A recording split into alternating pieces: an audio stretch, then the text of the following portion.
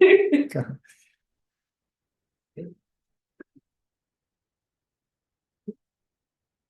So I was after the afternoon session, I was doing like the inquiry, and I found out that there's something going on. Then I hit the strong tendency. It's kind of being split to several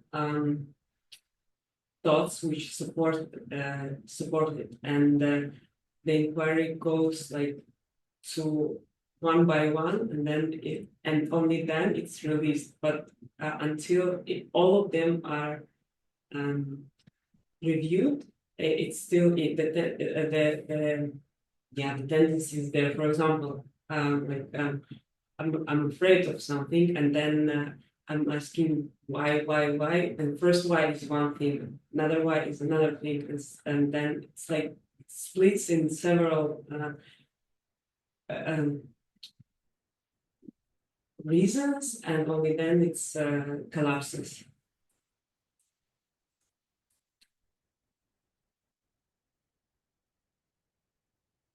It's like subconscious thoughts which support it. It's like, you know, like I don't know if I'm saying it.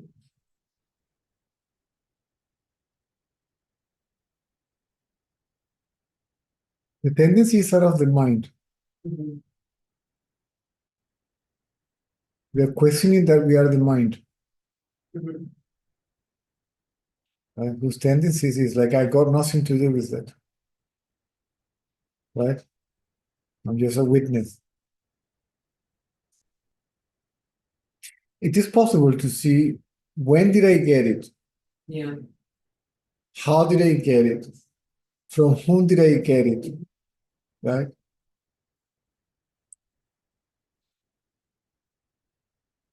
That's what you mean, it is understood. But it's not understood intellectually, rationally. It is just understood.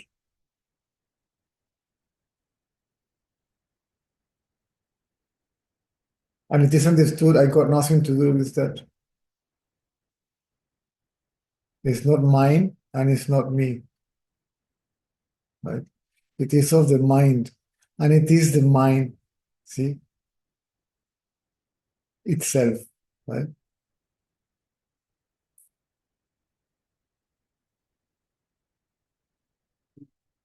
Mm-hmm. Like a psychologist analyzing the No, it's not analyzing. yeah. It's not analysis. It's not analysis. And you're understanding because you're inquiring, because the attention is on the seer. Mm-hmm. So the seer cannot associate itself with the tendency.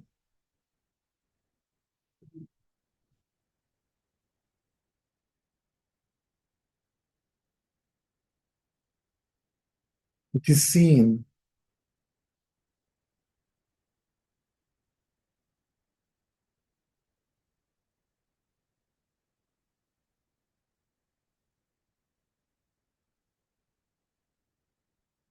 One gets to see all that.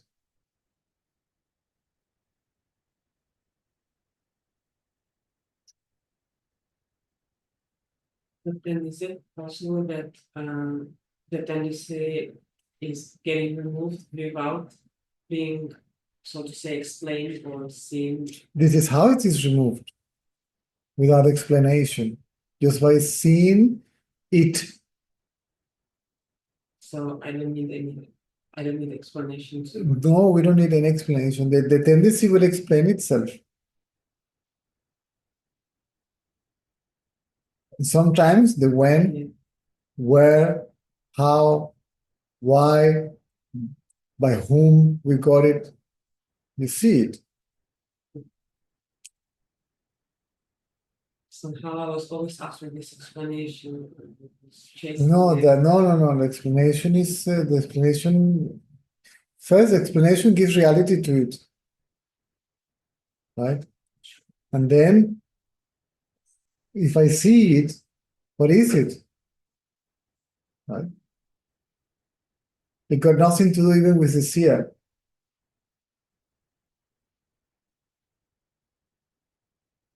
Even though it's attached to the seer, and the tendency is attached to the mind.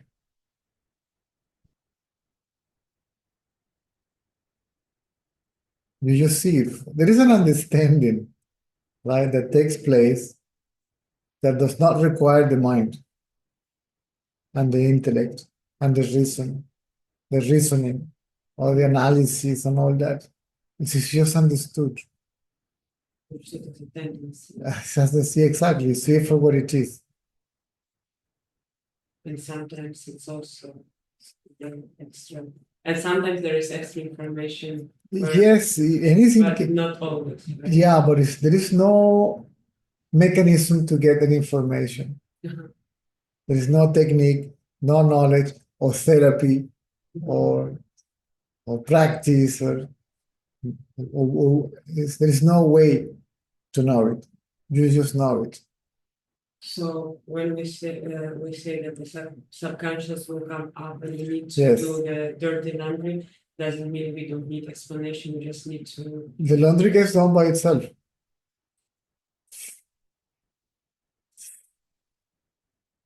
Another one, another one, another one. The laundry gets done.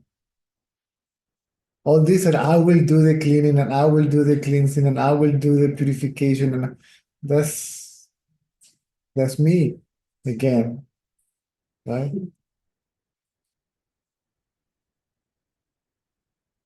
The inquiry does it by itself, like keeping the attention on the seer, because the seeing will claim attention from the seer, right? It's like the seeing will get jealous, and then it begins to show up, right?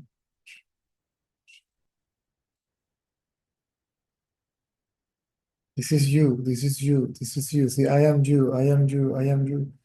See, you are like this, you are like this, you are like this, you are like this. See? This behavior is you, this behavior is you. Behave like this, right? Because what is the tendency? It's a predisposition, right? It's a pattern of behavior that is dormant, switches on, and controls the body action. The mind switches on and the feet follows that. Or it's like the mind throws the bone and the body follows it. You goes and catch it. I want that. And the body follows it. This is why there is a tendency for stillness, for physical stillness. Or not a tendency, but one can say so, the inclination of bag it all. Right? What is there? What is there to be done? Right? What is there to achieve, to become, right? To gain, right? To show.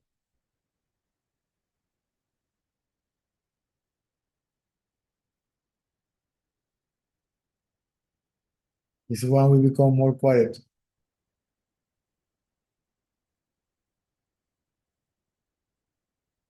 Less explicative, less explanations.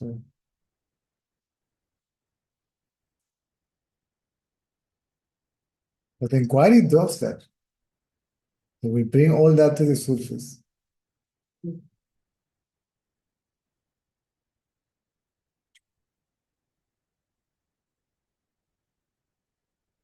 I also remember from another talk we had that you mentioned like once they got it correctly, once the inquiry gets rid of the inquirer, it gets finished quickly with the business.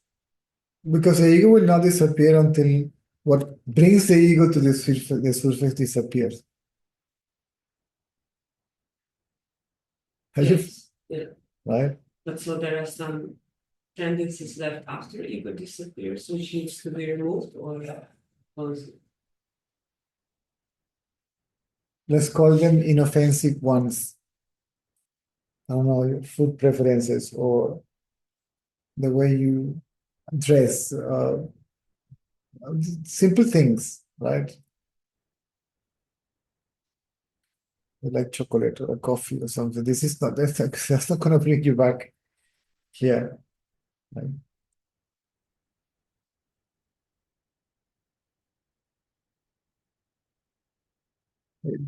Then this also means desire.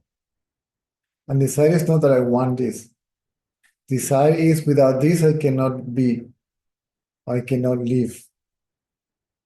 Then I have to get this. And my mind is always in the object and trying to figure how can I get this? How can I experience this? This is the meaning of running after an object, right? It's chasing the object. Or how can I get this? Or how can I get rid of this? Then you are not satisfied or happy or at rest unless you get this or get rid of this. So that movement is called seeking. And seeking itself is effort. Effort itself is suffering. And we don't even know it sometimes. And sometimes we enjoy it because this is from where our sense of self, false, Jesus, my tongue today is just, it is from where our false sense of self derives, is based on, right? So even for me to survive as the ego, I suffer, then so be it. So if suffering keeps the ego alive, then it's gonna be a drama queen ego. It's me. I'm always talking about me and my problems, and this is happening now. Blah blah blah blah blah blah blah blah blah blah. It's talking about it as it is me. It's not talking about it, hmm? About something, right? You can talk about politics, economy, science, whatever you want. You're talking about something. If there is no identity with it, fine. Otherwise, you're talking about you. Like the spiritual ego. When it speaks about the spirituality, it's about me. It's not because of the subject itself, right? Well, I take the picture, the selfie. This is me and the guru. This is me in India, me in Virupaksha cave, me in Arunachala, me in Rishikesh. But it is about me. Hmm? And that me is based on identity with the guru. Spiritual me, material me, political me, shamanic me, or so it takes that form. See, the mind takes that form. Right? But it is about me again. Right?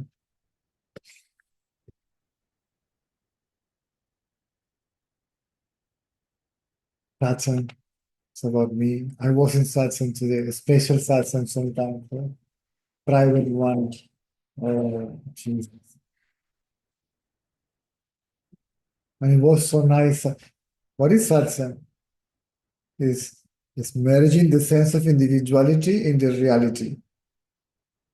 So sang belongs to the individual, right? And sat is the self. So sat sang. So the one in sanga disappears. See, the sang disappears in sat. What remains is sat, the self. So there is nobody in satsang. Do you see that? There cannot be anybody in satsang. See, the I disappears in satsang. So how can there be anybody in satsang? Oh, satsang today was wonderful. What are you talking? This is some misunderstanding of the concept also, misuse of it, misinterpretation.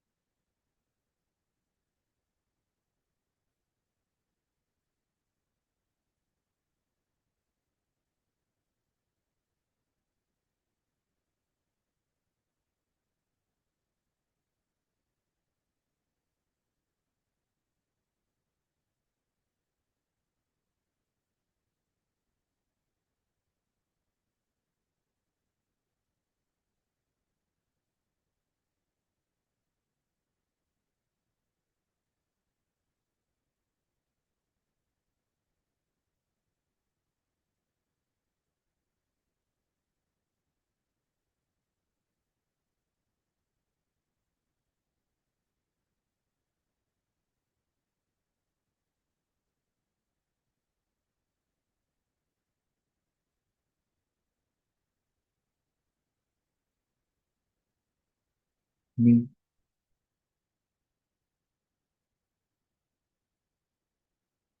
And me is body. Right? It's body identity. You can refer yourself as a body, and you will refer yourself as, even Ramana said, so, when I came to Tiruvannamalai, I spent certain time, and then there was no identity with it. It's very weird to say, but that's how it works. It's like, I don't know, it's like you're inside of a mask, or you're wearing a, how to call it,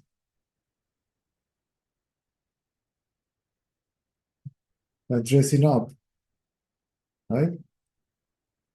You're an actor. See, on the stage you say, I am Romeo, right? No Juliet. But deep within, you know that you are neither Romeo nor Juliet, that you are what you are, that you are who you are. Make sense? So, Yes. you're acting in front of yourself. Yes. YouTube was calling it a lens. Hmm? YouTube was saying it felt like a lens, like a lens from the lens which would perceive everything. You know, like a lens in the Yes. objective field. Yes, yes. It's like the body is a camera. Yes. And camera lens, yeah, that's Yes. what. Or a telescope or a prisma, or whatever you like to call it, right? And who are you? What sees, right? The identity with the body gives the impression that the camera is the seer, that the camera can see itself. It cannot see itself. Camera is inert, right? So it is the body. So the mind as we know it, and the subtle aspect of the mind, or the so-called subtle body, is the sort, I am the body, I am the seer. Therefore, everything I see is the other, right? And it is outside, it is external. When you see as consciousness, you don't see any separation or unity. You don't see the distance between this body and that body. You don't see the separation between this body and that body. You see the so-called material world or the objective reality as one, as a single image. Right? You know, there are no separate individual objects.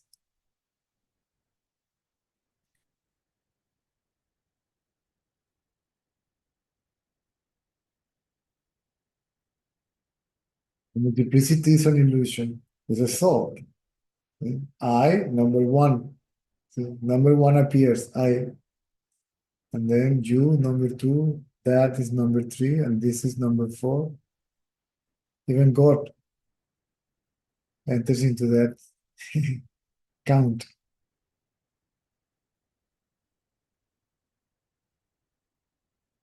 I appear, everything else appears. I disappears, everything disappears.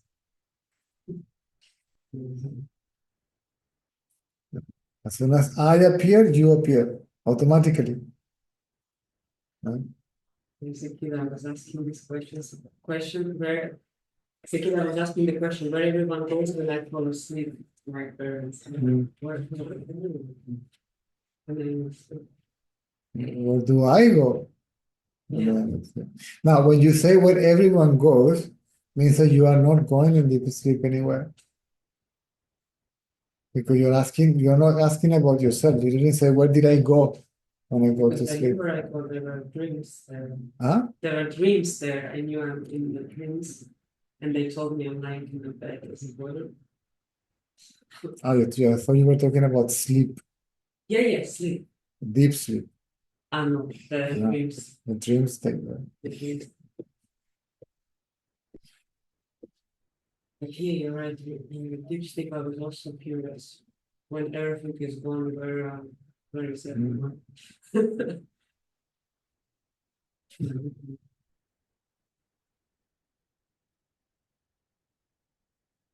You remain, you're always conscious of your dreams or conscious in your dreams because you are the very consciousness of the dream state. But you get to know it even in the sleep.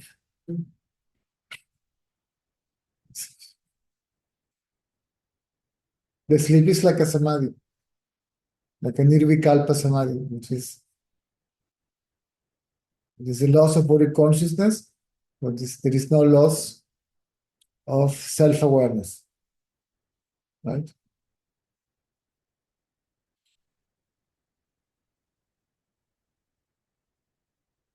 It's a fun experience, but you never sleep. While we are doesn't sleep. What sleeps is the mind. Hmm? So one has to get used to it.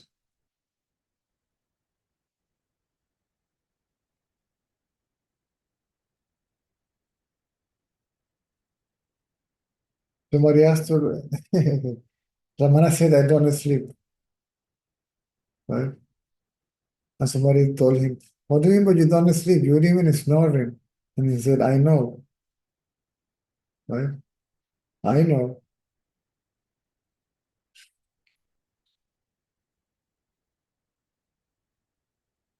The same thing happens to me. And Nasya is there. I can hear Caesar, you're snoring. I say, I know.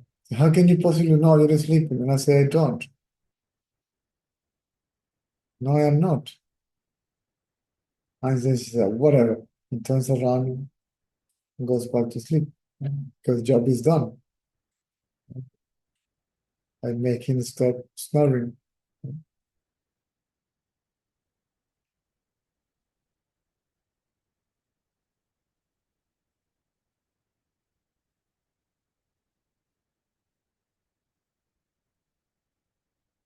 So the knowledge of being becomes uninterrupted.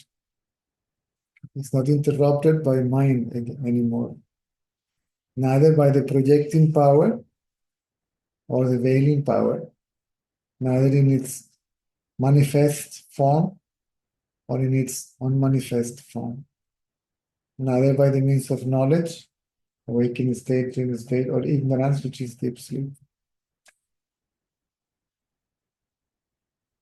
You always know that you are what you are.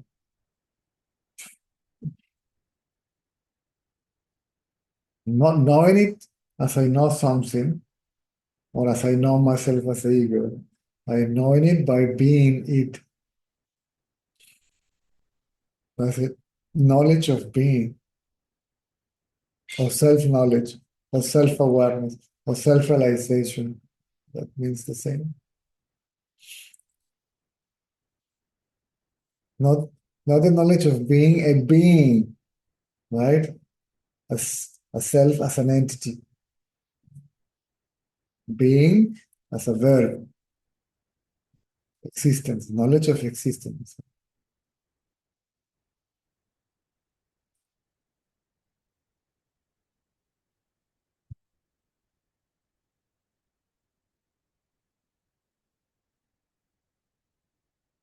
As I said before, it's a kind of a madness. It's funny.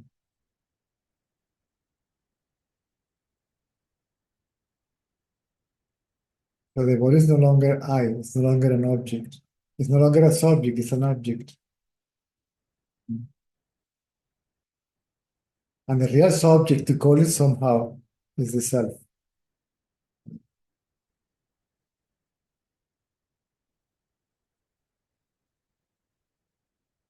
Absolute seer, whatever you like to call it, they use words.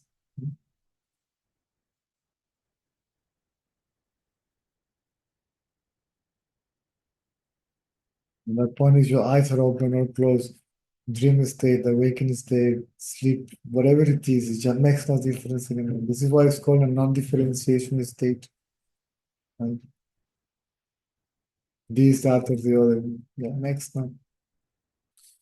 no difference and it makes no sense. Because to make sense of it, there must be me making sense of it, or for whom something make sense, right? It requires subject and object for, or meaning or purpose, right? For whom? Right? Who knows that there is a purpose, that there is a meaning, right? That there is a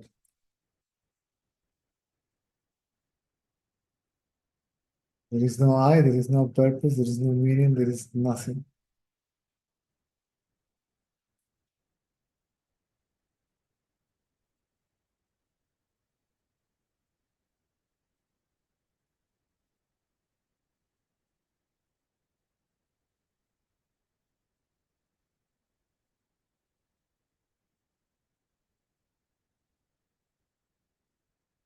Hmm.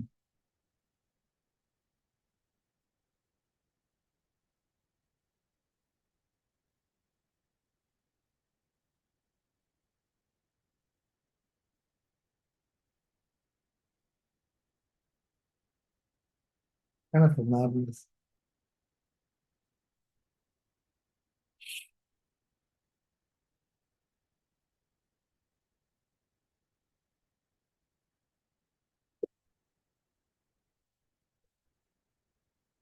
So one gets to see all that.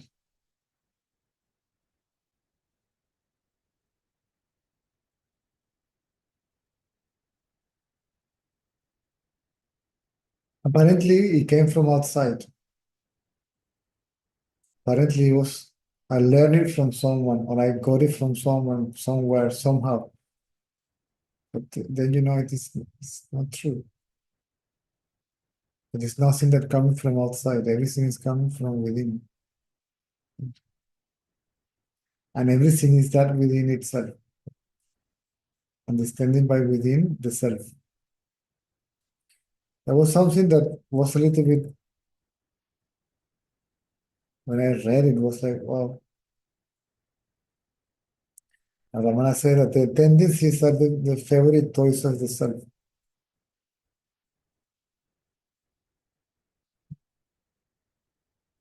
What is the word?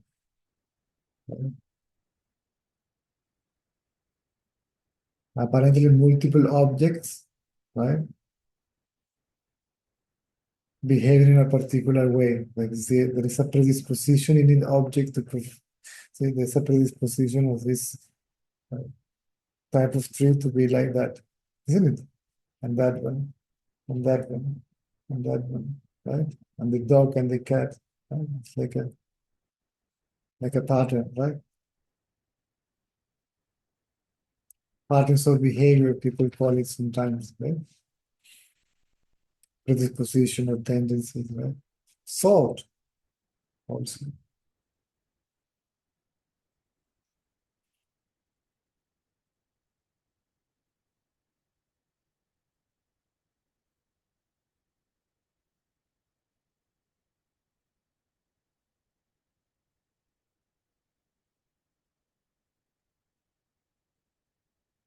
Thinking the other day that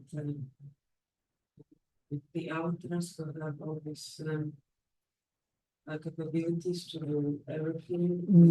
Not all. Not all. Not all, right? Because they are limited to the laws of nature, so the capability No.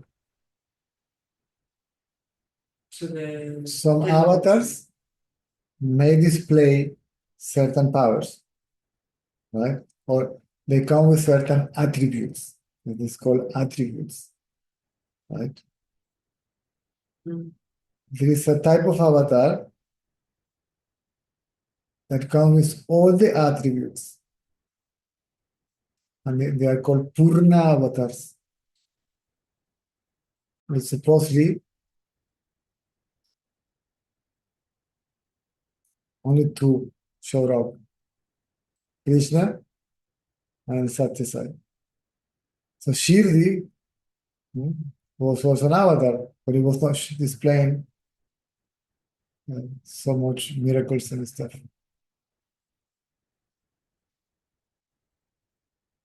While Baba was like every day. So those attributes, they're also so to say, defined by what already is in the world to overcome it. Like, for example, we have the gravitation, so they can fly, or there is time and space which we cannot cross, but they can. So I don't know. We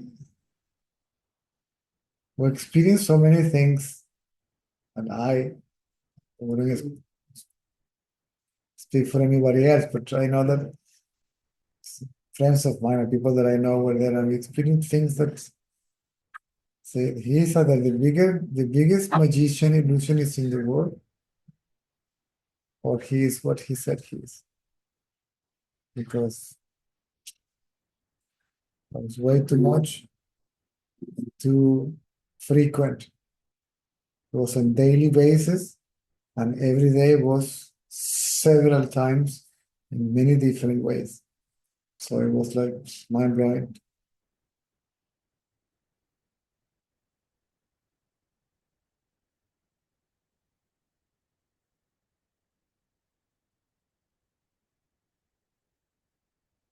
Like the experience that Mr. and Mrs. Ratanal shared with us, it was him. But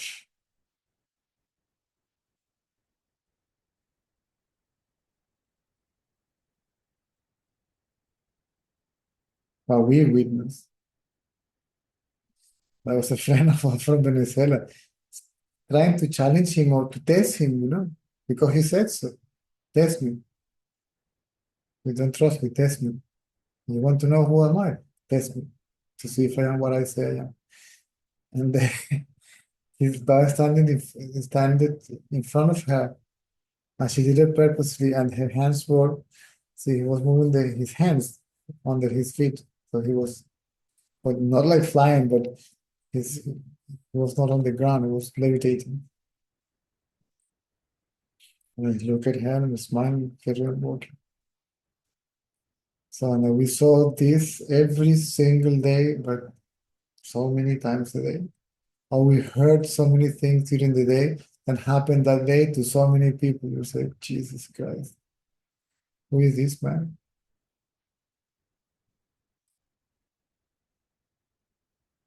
And I'm witnessing the interview room with him, and I said, see, when people say that they was cheating, I say, I saw it, right? And I was coming already from the magical world, right? The world of miracles and shamanism and all that stuff. And I saw how people can fake something, right? And I said, no, you can't fake that. You cannot afford. See, okay, you can fake the material. How can you fake that he dematerialized something? That he's holding an object, right? And that's like this, and it's no longer there. So there was no movement of the hand. The hand was still. Okay, the hand didn't move, and the object disappeared. You cannot make that up.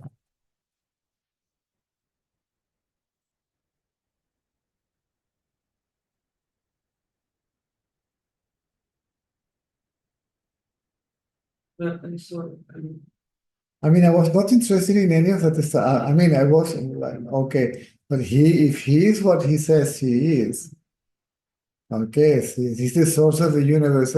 Come on, right? Materialize a ring and a pen or whatever, or heal something. But so I was interested in him, right? And what he had to say, right? And then to experience what he said, to know what he said firsthand. I mean, Mr. Radhalal took his nephew, his niece, that was blind, right? Because he said, Uncle, I want to read and write. I want to go to school and get education. I don't remember if the girl asked him to take her to Baba or he brought her to Baba. The thing is that they were in darshan and Baba just passed by, blessed, carry on walking, and the girl just could see. How can you make that up? Right?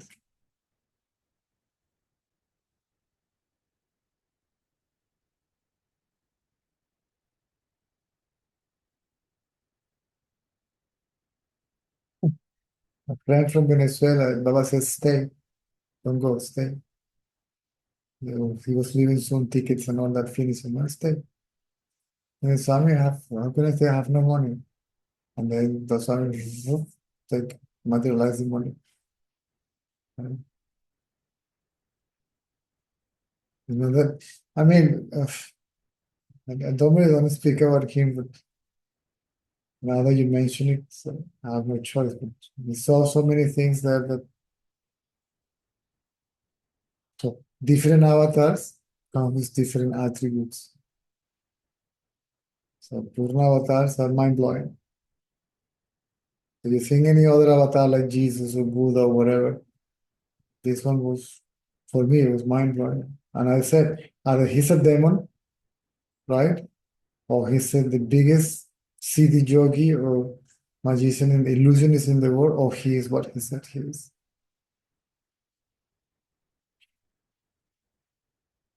I myself, I couldn't stand from the floor on the interview room. You know that story, no? I went to see him and I couldn't move. I couldn't stand up.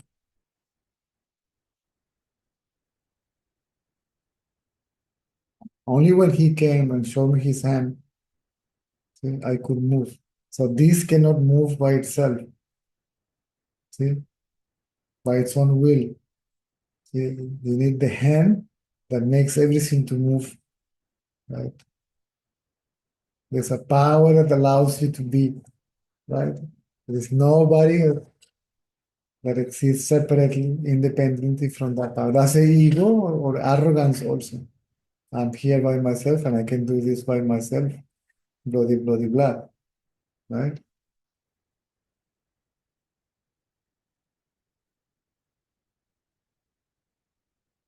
That's the meaning I am that, not a separate entity, but that. And even that statement disappears. That alone is. There is no I at all.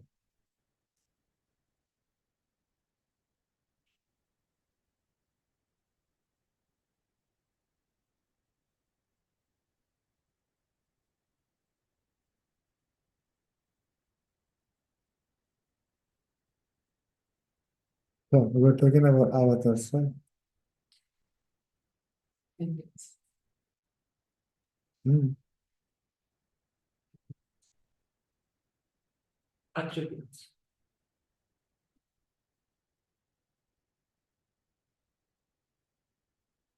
But yeah, so on the way,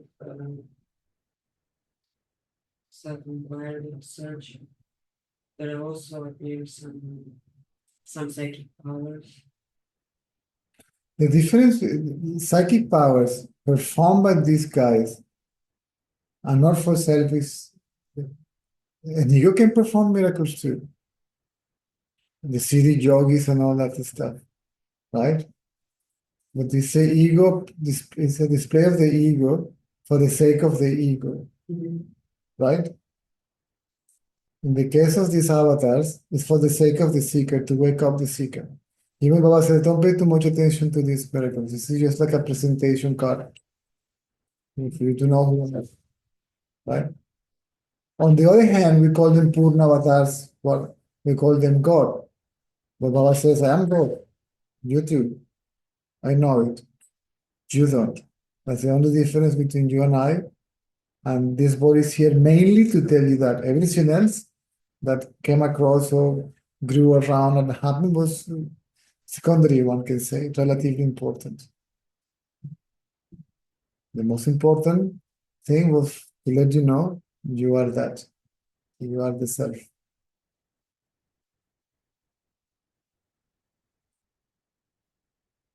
So in a way, it works like that. First, wow, who is this man? Right? Brings a curiosity, becomes it becomes attractive. You're attracted to the man or the woman, right? You're already hooked, right? Hook. And then you hear him speaking. See, now you're attracted or interested in what he says or she says. And it says, now you are interested, after you're interested in realizing what he said. Right? So that's more or less how it works. If the mind is mature, you're not interested in anything. Just to be there, you begin to feel something, right? Some changes or some release, right? Some mental peace, even physical distress, tension is gone, stress is gone.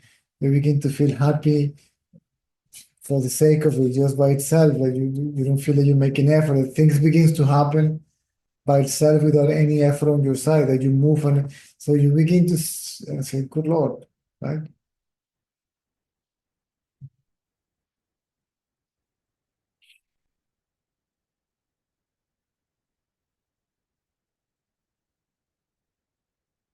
You begin to become aware of the fact that there is a higher power there, right?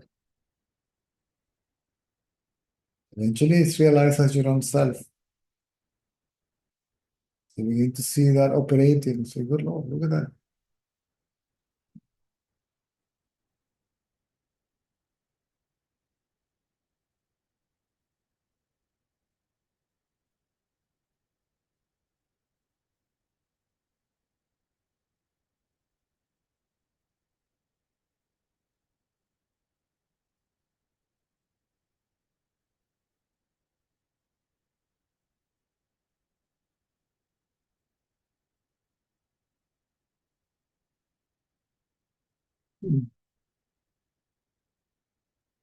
The memories that we have, that I do have, I don't even share them because who will understand and who cares? Nobody's asking me, right? So why should I tell them?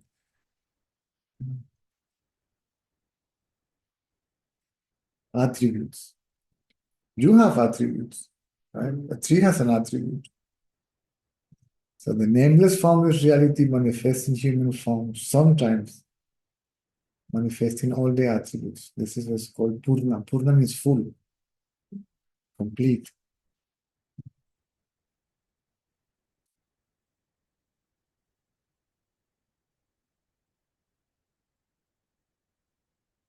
The guys from Gufa Ashram in the Himalayas, these 12 guys, and you go there and do these rituals. Ah, yeah, whatever, right? How are we going to get the materials for the rituals and the food and all that?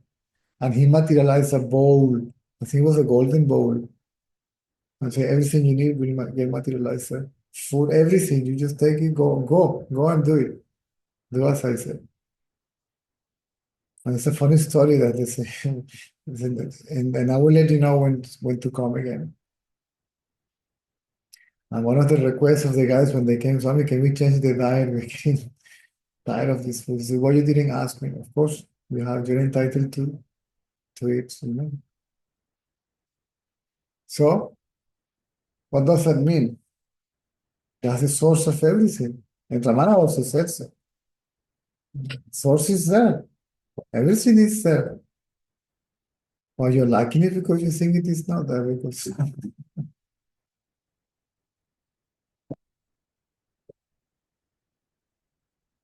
this young boy from Guatemala,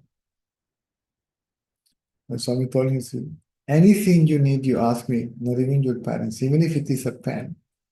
Means that you begin to rely only in the source, right?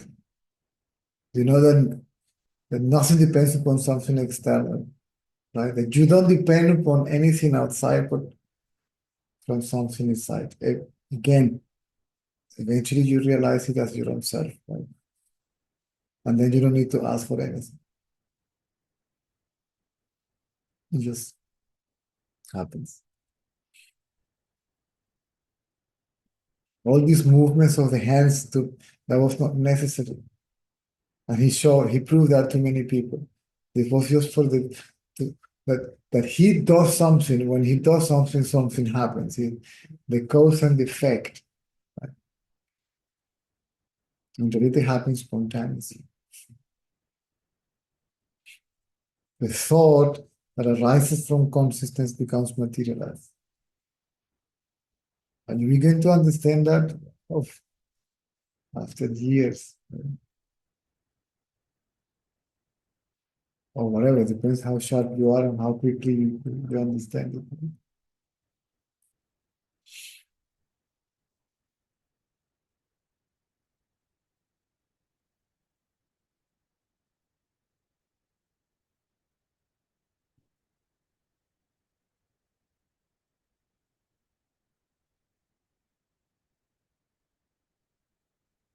So it has a deeper meaning more than showing off a miracle. He materialized a tulsi leaf. Do you remember that story? Huh? He materialized a tulsi leaf to Mr. Ratanal. He didn't know what to do with that, but because Baba gave it to him, he put it in his pocket. After a short time, Baba came and asked him, give me the tulsi leaf back. And then he blew it, and it was coated in gold, right? And then Baba came back and says, give it to me again. Blew it, the golden coat disappeared, and chew it and swallow it. And Mr. Ratana was like, wow, what was that? Didn't get it, right? And then generally, a senior devotee who understand these games, the so-called leelas, explain to him, you represent the leaf. You came from him. Then he's asking you, give it to me. So give yourself to him, right? Surrender. And then you are protected, golden coat. See? And at the end, you come back to him, right? You come from him. This is because you believe to be the ego, right? But that's a way to yourself. But they believe that you are something different from yourself. Right? That's a paradox, but that's the way how it works.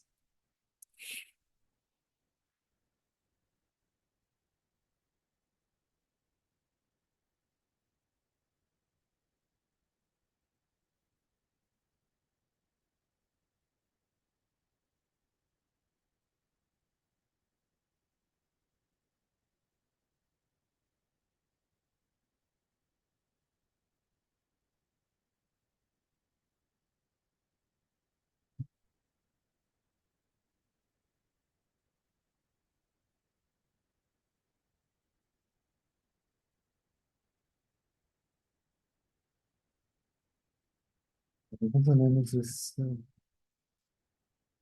Hislop, he passed away. Dr. Hislop, the very famous, he was dead. Dead, gone, covered, body, blanket, eyes closed, covered, completely scarred. And Baba appears. Hislop, Hislop, Hislop, come back. Huh? Huh? You cannot go, you still have things to do.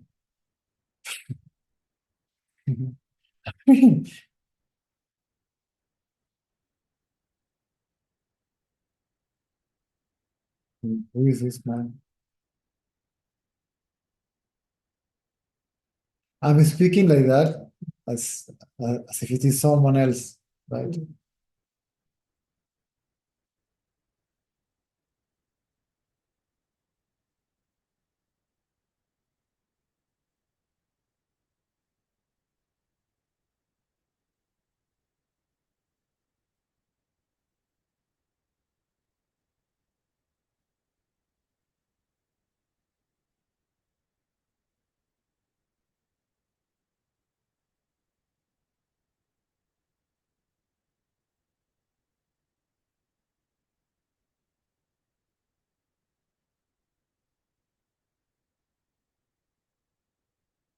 What else you need to know about avatars? Mhm.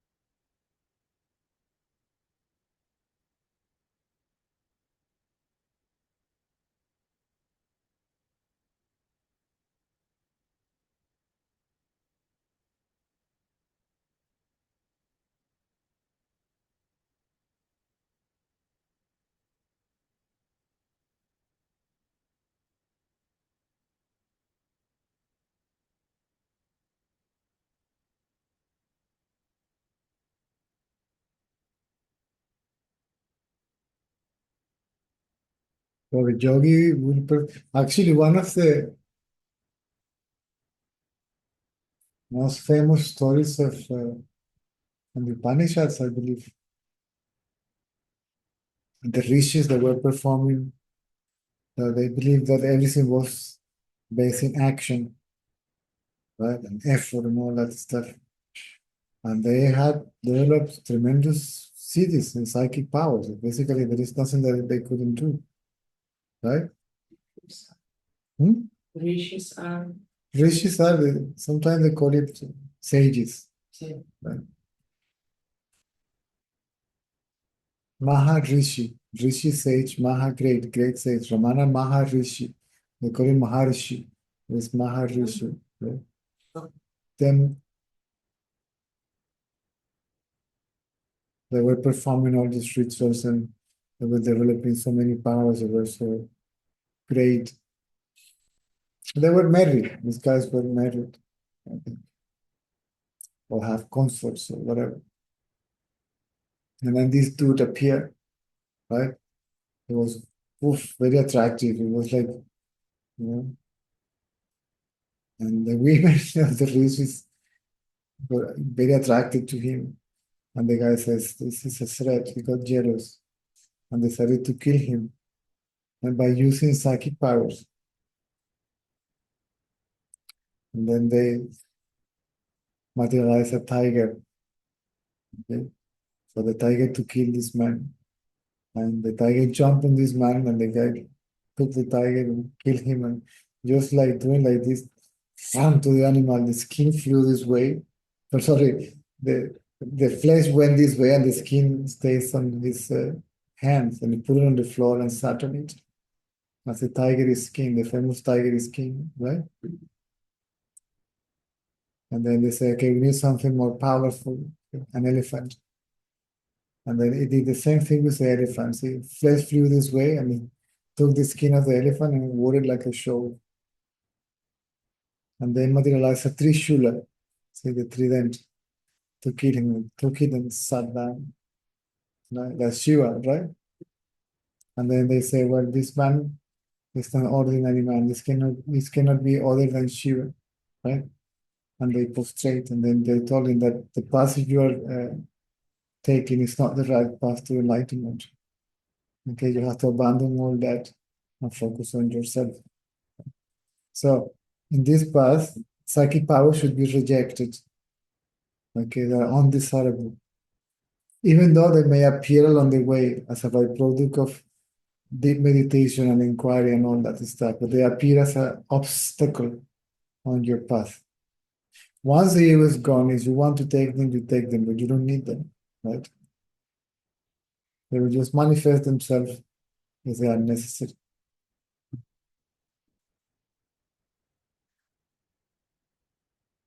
But the difference between the yogi or the Siddha yogi and the avatar, it does it for themselves, the yogi, show off.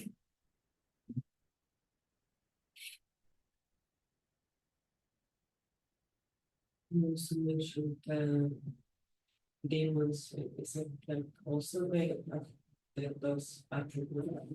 You also mentioned demons. Who? You said like you thought like Sai Baba, you said Yes. yeah. So demons also have. Demons have powers, of course. The But Suras. is it like a metaphorical expression? No. No. It's literally, right? They're like they living people or They can be in flesh or in another form. Everything is there. It's more than you can possibly imagine, right? But where are they? In the mind, and they are the mind itself. Right?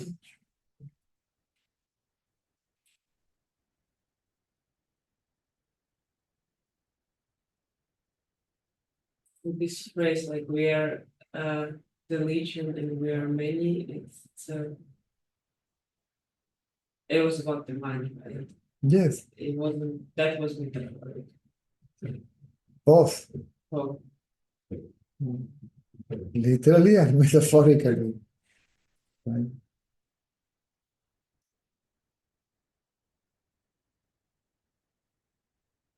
And we saw them. See, when I was doing my previous activity, we could see and we saw all that the possessions and all that stuff. So it is there.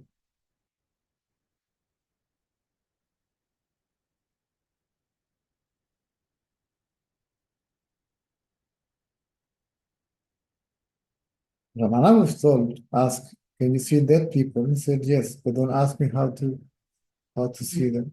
Because he cannot teach you.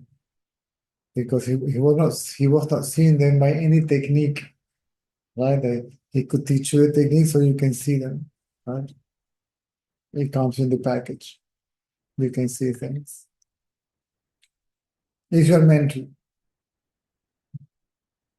how would you like to see anything?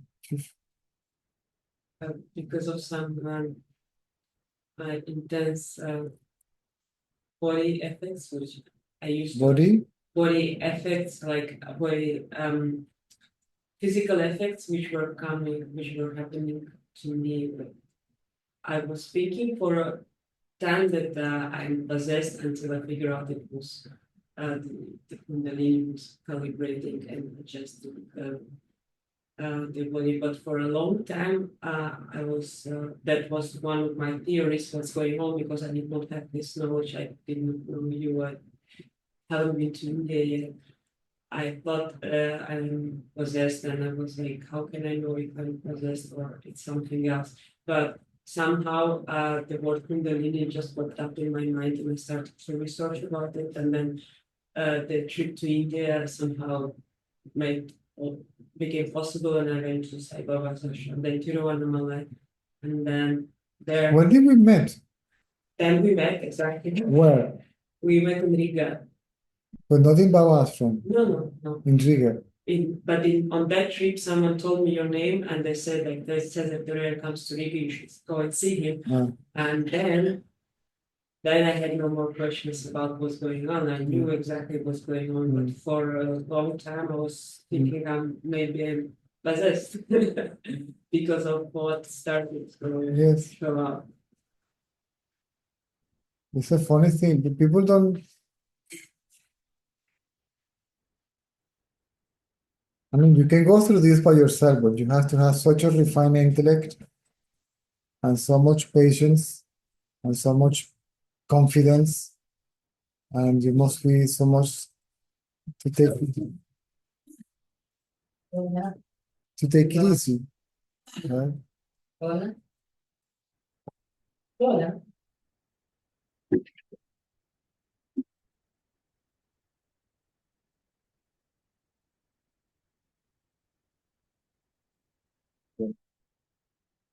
Have I saved any for you, man?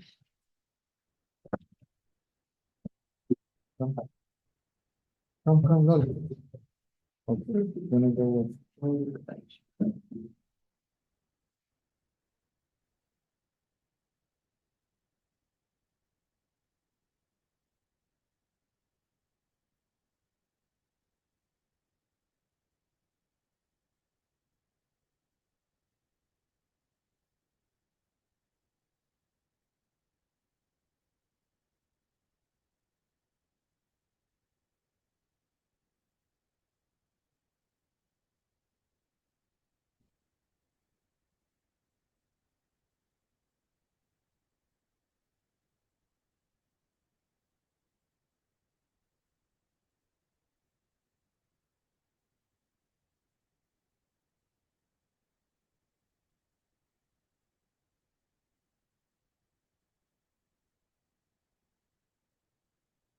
Yeah.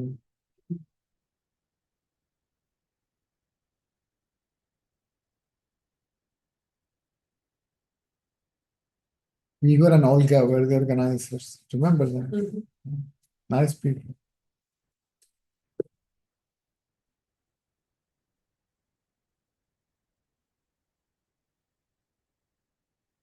And you met Marina and Jura. They had a restaurant in Putuparty. Maybe. Very nice people, lovely people. So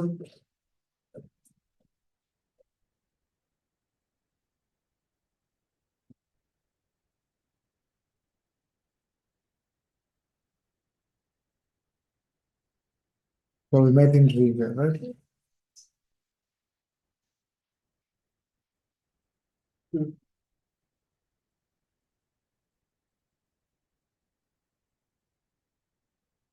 Where was that talk? In the center, city center, something was we call it like Jewish community center, huge one. The Jewish. Jewish community center. Ah, it was a Jewish community. I didn't know. Okay, the called like Oh, it's on. as you know, now I'm Yeah, now when I know. it has a huge hall, and I still have photos from there. Yeah, so there was a ghost. She was taking photos of everyone, and she took our photos. And then there was a lunch break, and all the Sangha went to a place somewhere where, with Indian food and so on. And That was at the restaurant yeah, I think so. Yeah. of Igor's and Olga's son, Buddha Cafe or something like that. Yes. And then you called me to go with you. Huh? And you called me to go with you. Yeah. Who asked me the question about empathy? That was the same trip that when the French attack. Yeah. Yes. It was in the ring. Yes. You were passing the embassy. I was passing the embassy and I felt it, right? Yeah, and I felt it on the plane. Yeah. Right. But that was already not the first time I saw you. I think it was the second time. No, that was already, I think it was the third or fourth time. Actually, I think that was my last trip to Riga. Yeah, that was different.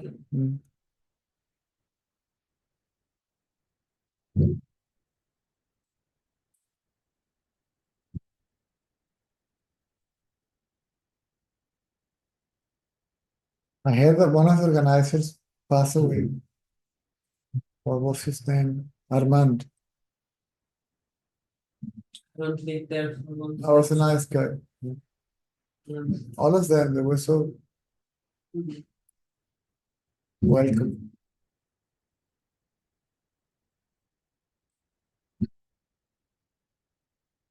The people there are welcoming. Riga also nice city. What is the name of the German colony by the sea? German colony? Yeah, in Latvia. It's Jurmala, you mean? Jurmala. It's not German colony. I always heard there is a German That's an interesting way to put it, but we don't call it like. Yeah. It's more like reconstruction of the. Oh, really? And we got the civilization because of having properties in human. Oh, really? It was a big thing before the war started. There was a couple there, Nikolai and Olga. Yeah. No, definitely. And these are the guys that gave me the apartment in Moscow for free to live. I lived in Moscow 2 years in that place. They said, there is a key, you can stay there. The son was living there, and then he was sent to study overseas for 2 years, and I stayed in that apartment near Sokolniki Park. No hay pregunta en español.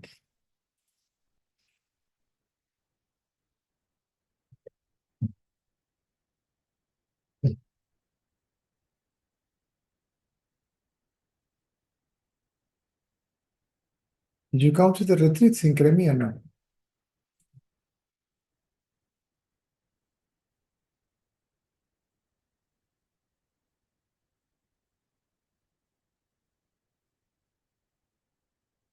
Also in Vilnius, Kaunas, and Kaliningrad.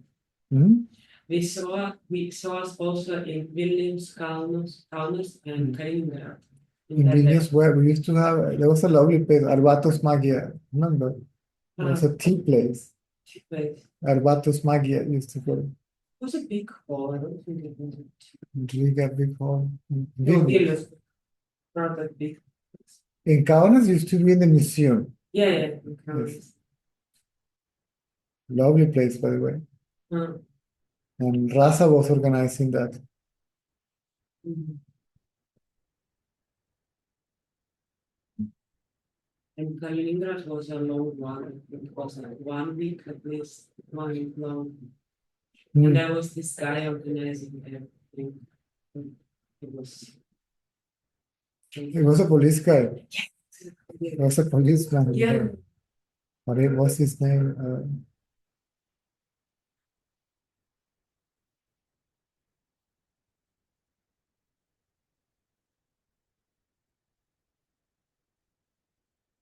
No, I think the German colony I'm talking about is in Kaliningrad. Yes, this one is because it's And Königstadt, something like this. something like that, yeah. And this is from where Nikolai actually and Olga are, from Kaliningrad, and they gave me an apartment in Moscow. Yeah.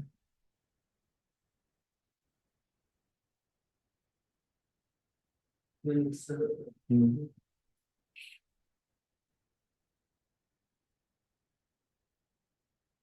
And I used to stay in their apartment in Kaliningrad.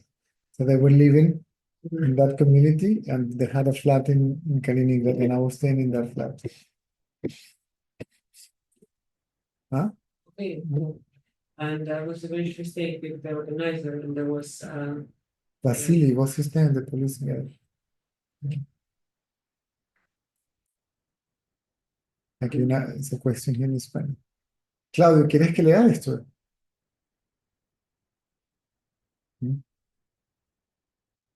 El movimiento de energía que se produce en la conciencia infinita se conoce como persona cósmica, persona, ¿sí? Individuo.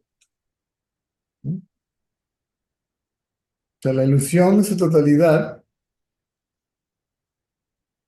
es lo que realmente significa individuo. Vamos a empezar por ahí. Se conoce como persona cósmica dotada de un campo magnético o fuerza de gravitación. La creación surge de esta persona cósmica como un sueño. Se le denomina persona cósmica, pero no es una persona.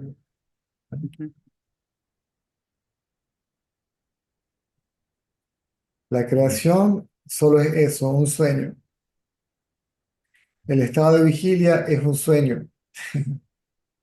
Aunque esta creación objetiva es aparentemente experienciada, no es otra cosa que la realización de las ideas que brotan de nuestro interior y solo existen en la persona cósmica.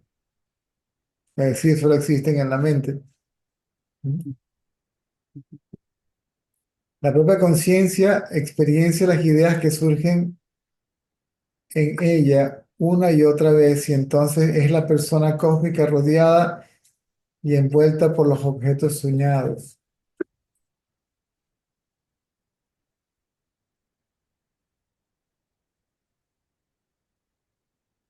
Igual que un actor que sueña que está actuando, se ve a sí mismo representante una obra ante el público expectante. La conciencia se hace consciente de su propia experiencia de este mundo objetivo, ¿correcto?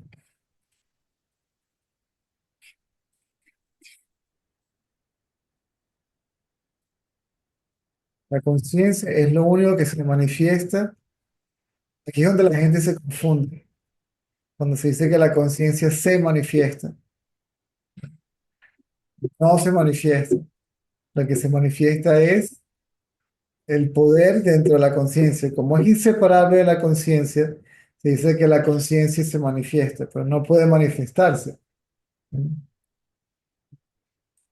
La conciencia es lo único que se manifiesta como universo desde el origen de la creación, y por lo tanto los tres mundos no son diferentes de Brahman, ¿sí? Otro nombre para la conciencia. Brahman es como el océano cuyas creaciones son las olas y cuya experiencia es el agua. Antes y después de esta, que te habla de creación. Ah, sí. Estoy utilizando la palabra creación. Esto es para un... Correcto. Vos es- hablaste de manifestación, ahí exacto, aquí está hablando para un grupo en particular de personas a quien hay que dirigirse en términos de creación, creador, ¿sí? Antes y después de esta creación, lo único que hay es felicidad completa e incondicionada. ¿Para qué hablar de dualidad, de no dualidad o de cualquier otra cosa? ¿Sí? Y aquí brinca y te da un salto cuántico, ¿no? ¿Para qué hablar de dualidad, no dualidad o cualquier otra cosa? Es decir, si Brahman y la creación son uno, ¿verdad? ¿Dónde está el otro a quien le vamos a decir esto y aquello acerca de qué cosa? ¿No? Para lo que les gusta enseñar. ¿Dónde estoy?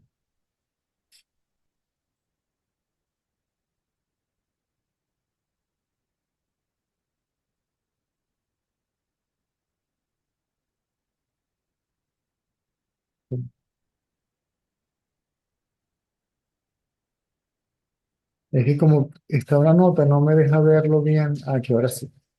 Ahora sí. Más grande, no, por aquí. Ajá.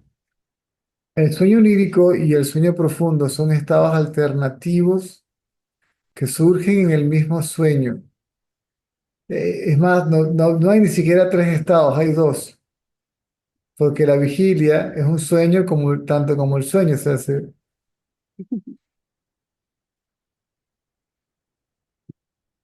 el sueño onírico y el sueño profundo son dos estados alternativos que surgen en el mismo sueño como una aparición y desaparición de este mundo creado. Son acontecimientos alternativos de la conciencia infinita, ¿correcto? Correcto. Oh, hay más aquí. sí, César, es re largo, pero no podía eh, partirlo. Vos considerarás si querés ahora o cuando vos consideres.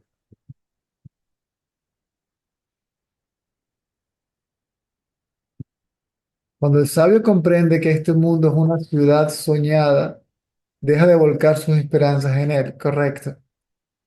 ¿Mm? El espectador de la vigilia sueña una gran cantidad de imágenes y esperanzas,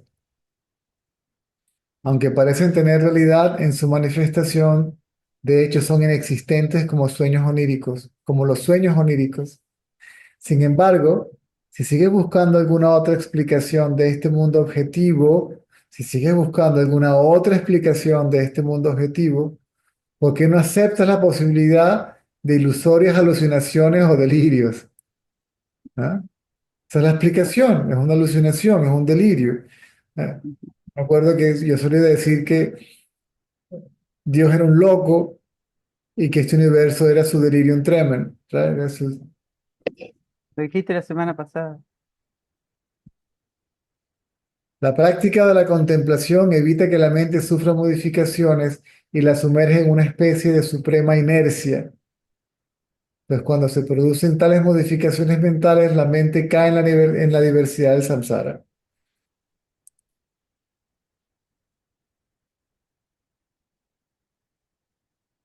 Con esa contemplación no se puede alcanzar el estado de ecuanimidad.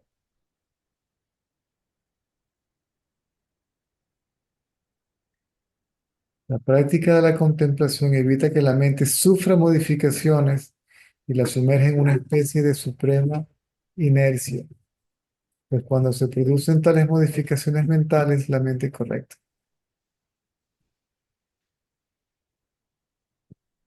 Pero aquí te dice que esa contemplación no puede alcanzar el estado de ecuanimidad. Si se, Correcto. si se pretende que la liberación pueda alcanzarse evitando deliberadamente que la mente sufra modificaciones, eso es lo que llaman mano laya, Ujú. y así no funciona. Tiene que haber mano nasa.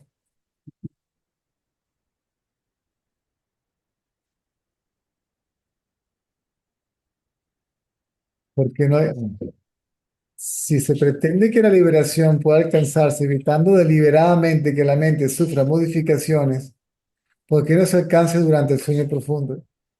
Por consiguiente, el verdadero autoconocimiento que conduce a la liberación solo puede captarse cuando se comprende que no hay creación objetiva de ningún tipo, es decir, que es una ilusión. Entonces la dejas en paz. Las modificaciones físicas de cualquier índole, cualquier fenómeno, lo dejas listo, déjalo. Y en la vigilia, ¿Ah? y en la vigilia puede ser eso solamente. ¿Qué es lo que vos decís? Luego sucede tanto en la vigilia como en el sueño onírico. Claro. No hay deseo de cambio, transformación, trascender, modificar, mejorar, purificar. eh, sí, sí, eso es con todo, eso es conciencia también. Entonces, ¿quién es el otro? Aparte de la conciencia, quería algo acerca de la conciencia. ¿Mm? La liberación se consigue de esta forma, es interminable, infinita e incondicionada, y es lo que se llama en estricto sentido nirvikalpa samadhi. En este estado permanecemos firmes en el autoconocimiento, sin la menor agitación mental. También se conoce como un sueño eterno, turiya, nirvana o moksha. Lo que se llama dhyana, meditación, es la iluminación o perfecto despertar, que es la profunda comprensión y realización de que el universo objetivo no existe.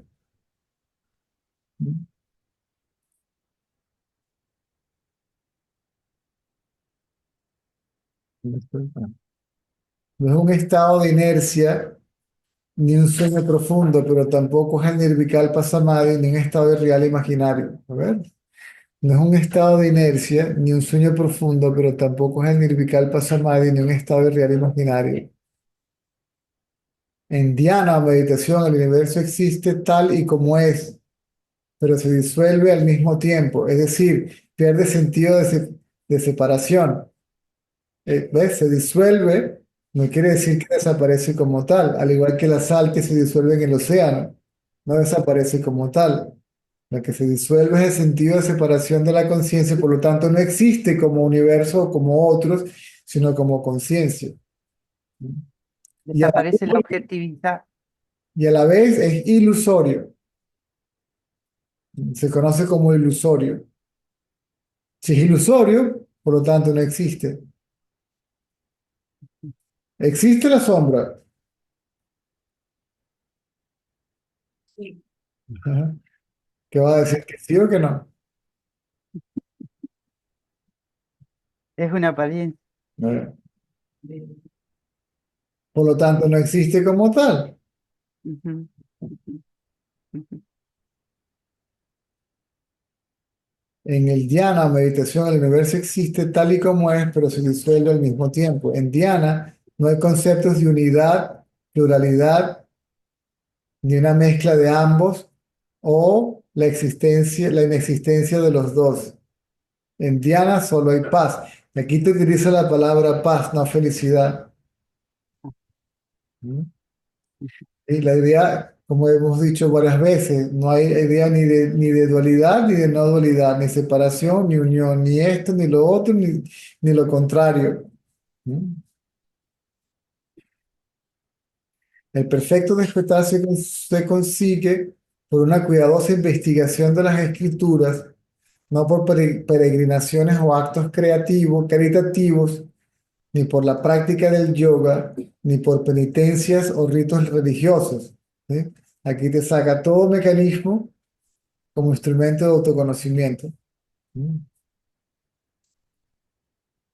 Con ninguno de estos métodos podemos acabar con la ilusión. Estos métodos solo pueden conducirnos al cielo o concedernos algunas otras recompensas, pero no la liberación. ¿Mm? La ilusión concluye solamente cuando brota automáticamente en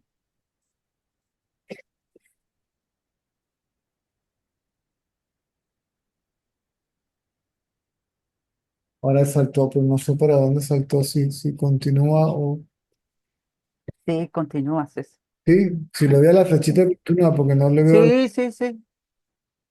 Continúa con el jiva, individuo que ha estudiado cuidadosamente, investigado esta escritura, correcto.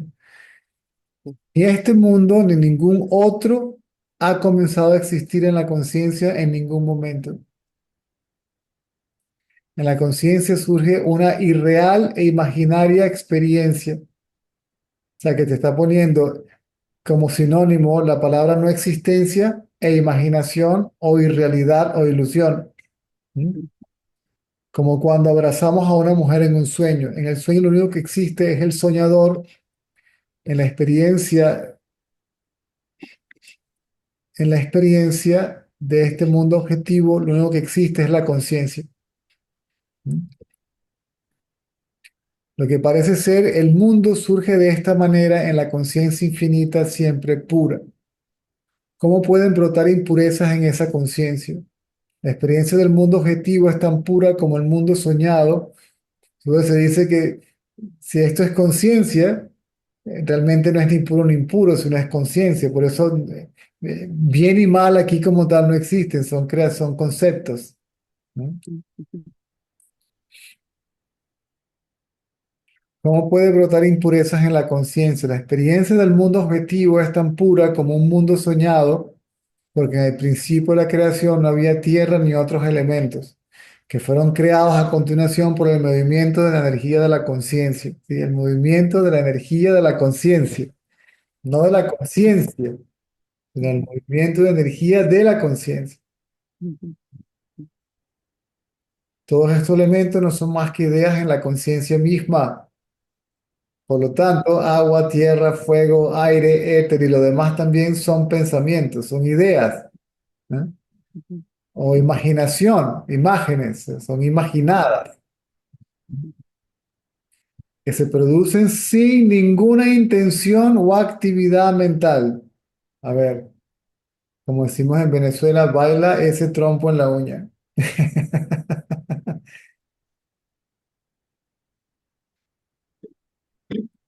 La mente aparece en la conciencia como su propio cuerpo o materialización, y ella misma se manifiesta como los objetos de percepción, como en un sueño. O sea que la mente y el mundo son lo mismo. No hay otra causa posible de este mundo, por consiguiente, no hay ninguna división ni dualidad en la conciencia. El Supremo Brahman está libre de formas. Cuando parece tomar forma en este mundo objetivo que existe eternamente, ¿sí?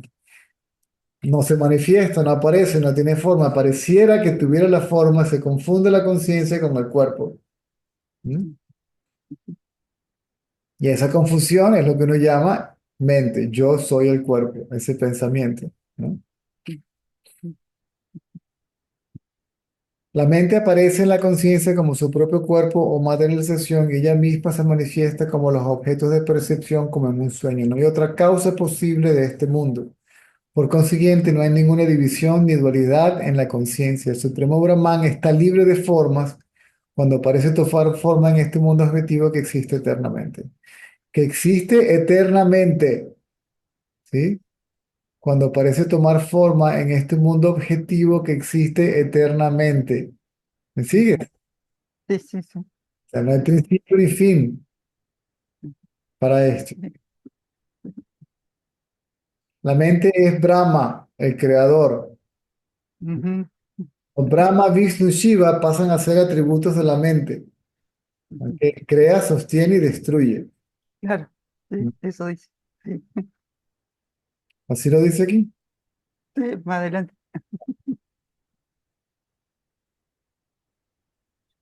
Se halla en el corazón de esta creación y es lo que hace que todo y todo lo destruye. Es lo que hace y todo lo destruye. Cuando investigamos adecuadamente todo esto, se ve con toda claridad que lo único que existe es conciencia. Conciencia pura y nada más. Está más allá de toda descripción posible y al final de la investigación se llega a un silencio absoluto. De nuevo, silencio absoluto. No felicidad, alegría, silencio absoluto. El iluminado permanece inafectado como el espacio, aunque se ocupe de actividades mundanas, como si fuera un tonto.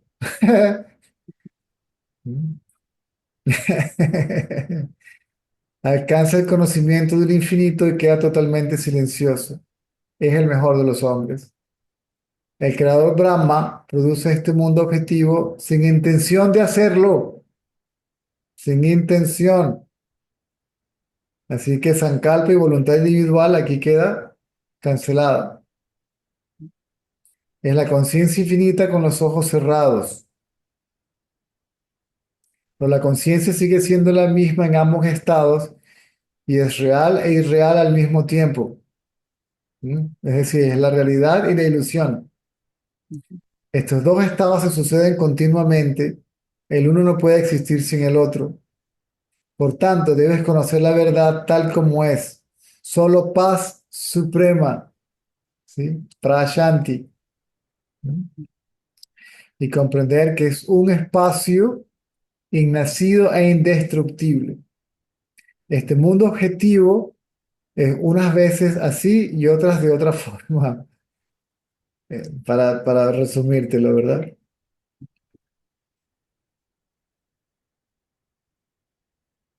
El universo objetivo no ha aparecido jamás ni va a desaparecer en el futuro, ¿m? Aunque ahora lo estemos percibiendo. Es el misterioso producto de la energía o poder Shakti, ¿qué? De la conciencia infinita. Todo lo que percibimos, sea real o irreal, parece existir. La percepción misma es la única razón de su existencia. Lo que uno contempla constante, esto es yoga vasishta, ¿verdad? Sí, sí, sí, sí, sí. Lo que uno contempla constantemente, lo que ocupa constantemente nuestra mente y a lo que dedicamos nuestra vida, es lo que conocemos como real y evidente.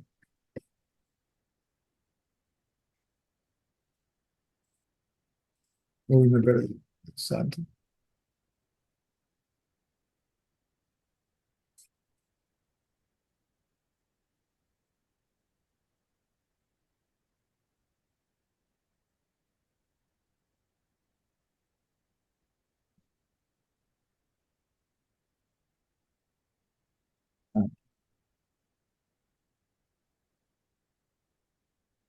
Lo que uno contempla constantemente, lo que ocupa constantemente nuestra mente y a lo que dedicamos toda nuestra vida es lo que conocemos como real y evidente. Si la mente se satura de la conciencia de Brahman, se transforma en Brahman. Eso es precisamente la iluminación. ¿Sí? Claro. Soy eso. Sí, Se transforma. La sal no se transforma en el océano. La sal siempre fue el océano, siempre fue el mar. O sea que la palabra transformarse simplemente se utiliza porque se cree que existe separada y hay uno que se transforma en el otro, ¿no? claro.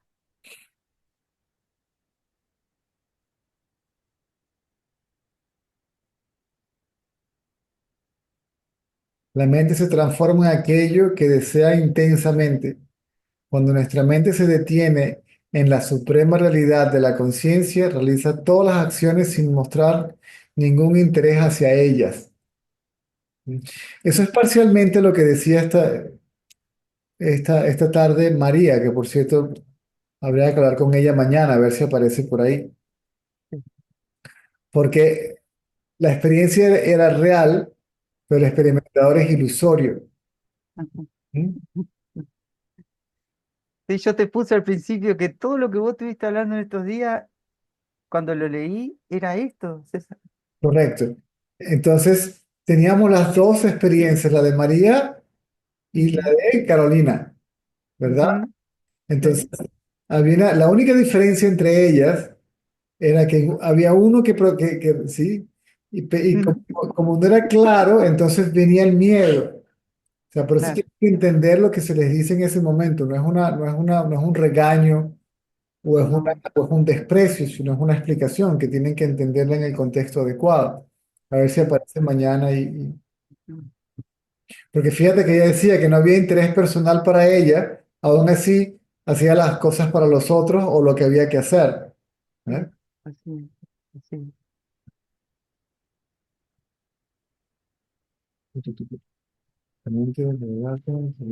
Ok. Cuando este universo objetivo no existe, o cuando no podemos afirmar ni negar su existencia, ¿sí? No la puedes ni afirmar ni negar, al igual que no puedes ni afirmar ni negar la existencia de la sombra. ¿Sí?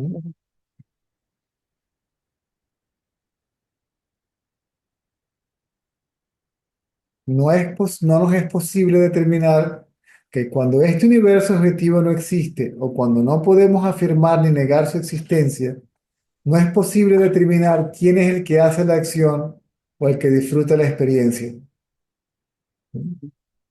No lo puedes determinar. ¿Quién? No lo puedes determinar. No está separado. Mira esto, no lo puedes, exacto, porque no hay dos. Uno que Claro. experimenta al otro, uno que conoce al otro, uno consciente del otro. Ujú. Lo que conocemos como Brahma, el creador, o Buddhi, la inteligencia, no es más que la conciencia absolutamente pura.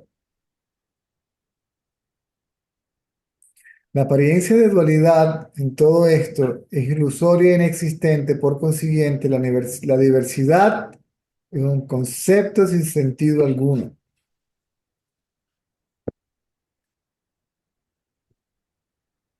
Al igual que pasamos del sueño profundo al sueño onírico, la conciencia se desplaza desde la tranquilidad absoluta a la creación objetiva. Ah, pero en ella no hay dualidad ni unidad. Se desplaza, ¿ves? Pareciera que la conciencia se mueve de un estado, pero no.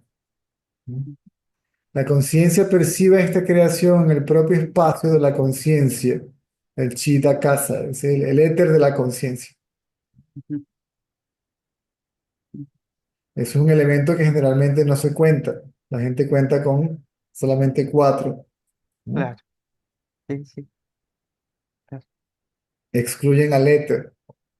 Al espacio, ¿no es cierto? Donde eso se manifiesta. Correcto. No lo mencionan, correcto. Tiene que haber un espacio, Claro, claro. ¿ok? Sí, sí. En ese espacio viene el aire, del aire el fuego, ¿no? Del Ujú, fuego el agua y del agua la tierra. ujú, ujú, Del mismo modo que en los sueños no hay un orden o conexión causal de las secuencias, con el mundo objetivo tampoco hay una conexión causal de las secuencias, aunque parece haberlas. Lo mismo que no hay división en el sueño, tampoco hay división en los objetos de percepción de la vigilia, lo que hablábamos hoy, lo que hablaba con Yuval, pero en inglés, que la multiplicidad es completamente ilusoria. Cuando no hay identificación con el cuerpo, no se percibe otro cuerpo como separado, los cuerpos no están separados. O sea, ves a la ilusión de manera colectiva como una sola imagen.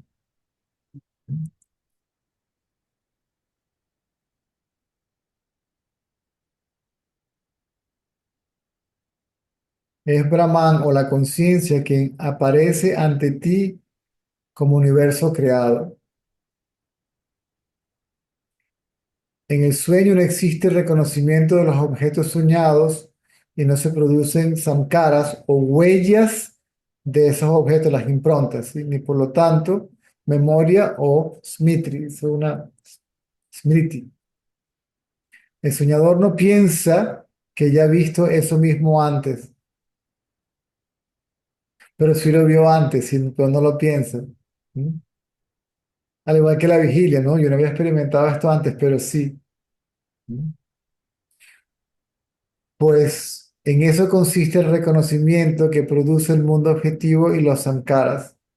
Por la misma razón, en el estado de vigilia, cuando no se produce este reconocimiento de los objetos, brilla la conciencia infinita que el ignorante identifica como memoria. ujú. Claro, claro, Porque es memoria, pero no recuerda que es memoria. claro. por eso es ignorancia. Afirmaciones y negaciones, mandatos y prohibiciones parecen existir en el Ser Supremo, aunque no existen en absoluto. Cuando un hombre está mareado, siente que el mundo da vueltas a su alrededor, aunque el mareado es él y no el mundo.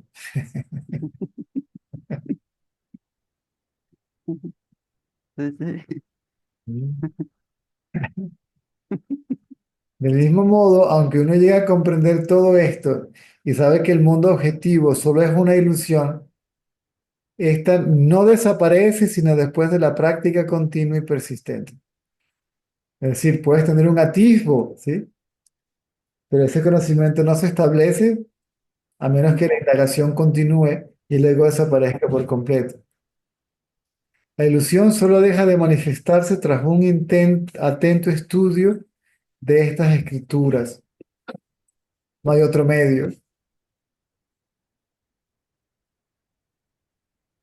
Oh, Jesus. Ahora brincó por otra parte. Parte de la misma. Si uno piensa que carece de autoridad porque es una obra humana, puede reducir al estudio de otras escrituras que tratan del autoconocimiento y la liberación, pero no debemos malgastar tiempo en nuestra vida sin estudiar esto. Sí, creo que por ahí brincó de un lado a otro, pero no.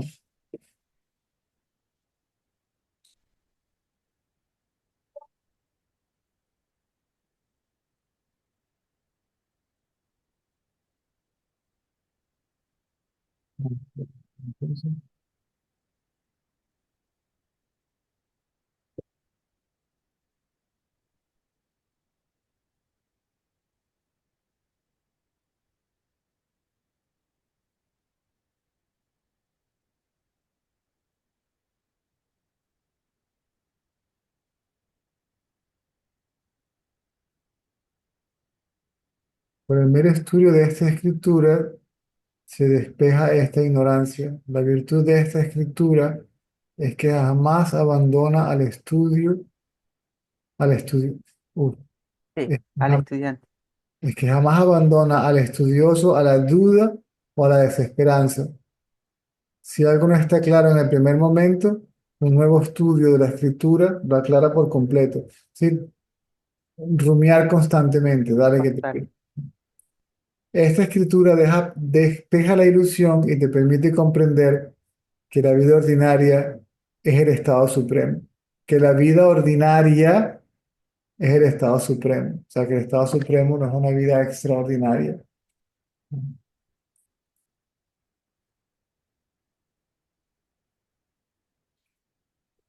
Ok, listo. Gracias, César. Ok, ya son las 10:20. Nos vemos entonces mañana.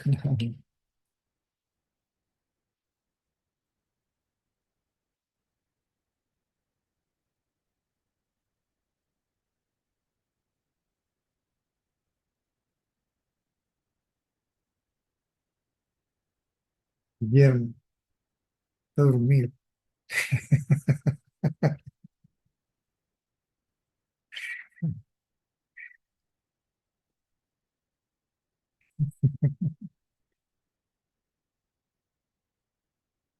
Los sabios no duermen.